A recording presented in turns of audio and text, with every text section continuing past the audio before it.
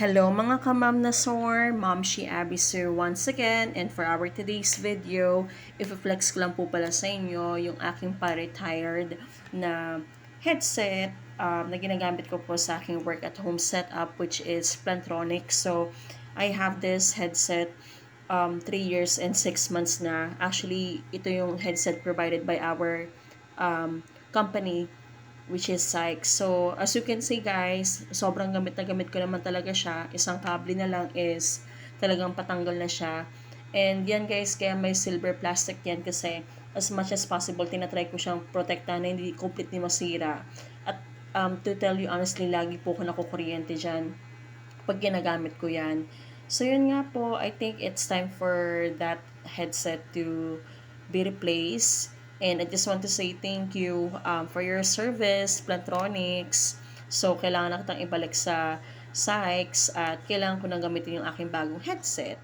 At ito na nga po, nag-order nga po ako ng A4 Tech.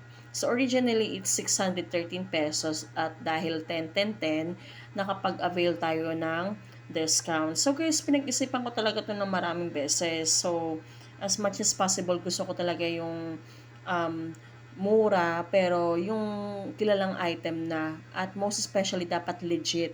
So, yun nga po, kaya tinitignan ko parate yung store, kung legit siya or completely parang verified siya ni Lazada.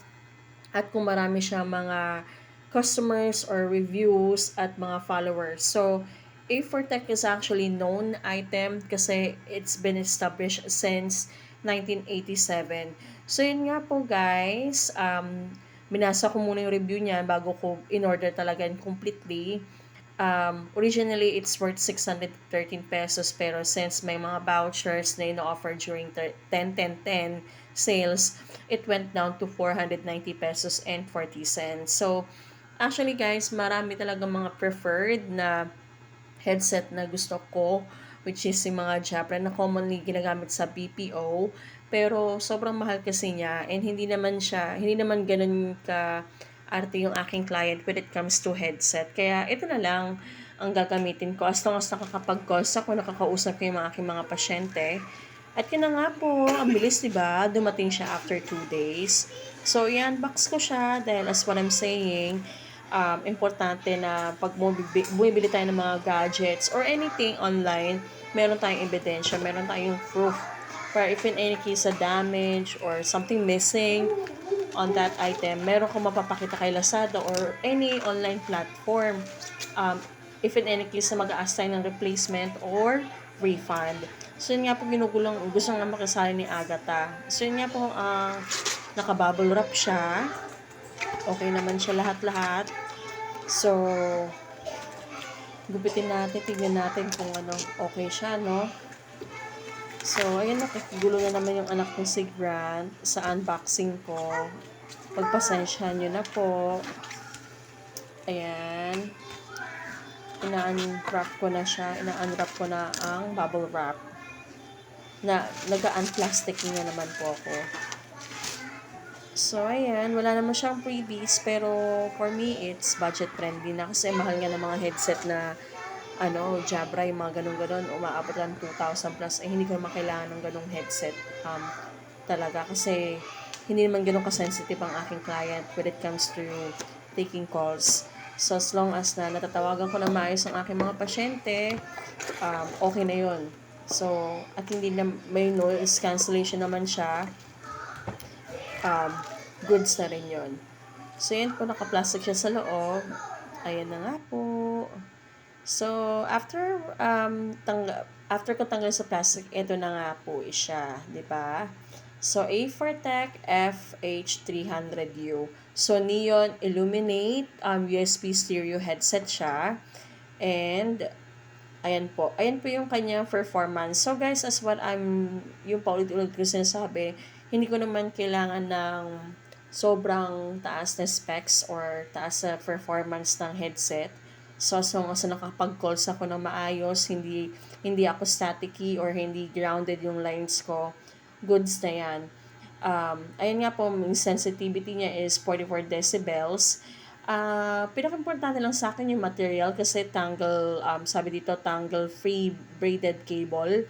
So, kahit kahit ibulbul ko siya, hindi siya katulad ni Plantronics na possible na matanggal yung balat niya. Ito yung kagandahan lang kay A4Tech. At syempre, ang system requirements, important natin na check natin yan kung compatible ba sa laptop natin at CPU. So, yun po guys. Kaya ko lang naman ito pinopromote kasi baka mapag-isipan nyo lang naman bumili ng headset na medyo budget friendly. Isa ito sa mga marirecommend ko. Alam ko marami pa dyan, pero I prefer this kasi again, known, I mean, kilala na siyang brand at subok na talaga. So, kaya, yun ang isa kasi sa tinitignan ko. Ayoko nung basta nakabili lang ako ng mura. Ayan po. Ayan, USB port. Importante na ka-USB port yung ano namin, yung mga headset namin. At ito nga po, ang um, braided cable. So, hindi malayo na ako dun sa mapuputulan ako ng cable ng connections niyan kasi I can assure you na maganda yung quality. Okay po. At meron din po siya parang ano tawag diyan? Basta yung if in any case na niligpitin mo na siya, meron na siya parang double-sided na tape ba yung tawag dyan. Nakalimutan ko tawag dyan, basta yun na yun. So, ito nga po, isasaksak ko na nga po siya sa aking CPU, okay, sa aking USB cable, then na saksakan. Ayan, by the way guys, kung hindi pa po kayo nakapag-subscribe sa aking YouTube channel, subscribe na po kayo. We talk about financial literacy, tipid hacks, saving hacks, at DIYs. Ayan po, medyo nahirapan pa ako magsaksak niyan. Ayan, guys, ito yung sasabi ko sa inyo guys, yung Illuminate. Ang cute-cute niya, no? Parang ano siya, gaming headset siya, pero medyo budget friendly. Kasi hindi ko pa afford yung medyo yayamanin na headset. So, yan muna ang gagamitin ko.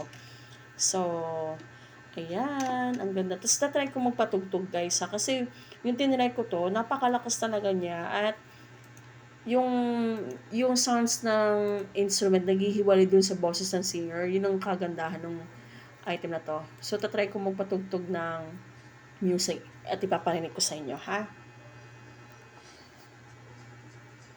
Ayan, naririnig ba guys?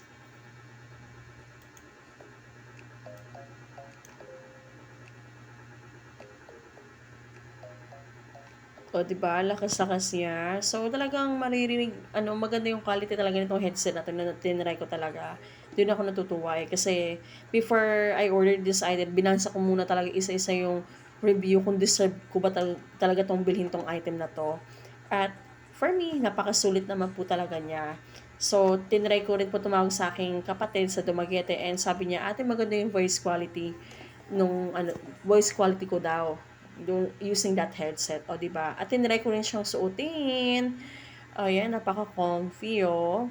Kala mo parang parang DJ talaga, no? Pero yun, napaka-comfy niya. Hindi siya masakit sa tenga hindi katulad ni Plantronics, no? So, guys, bilhin nyo na yan. And please don't forget to subscribe and like to my YouTube channel. Have a great day ahead!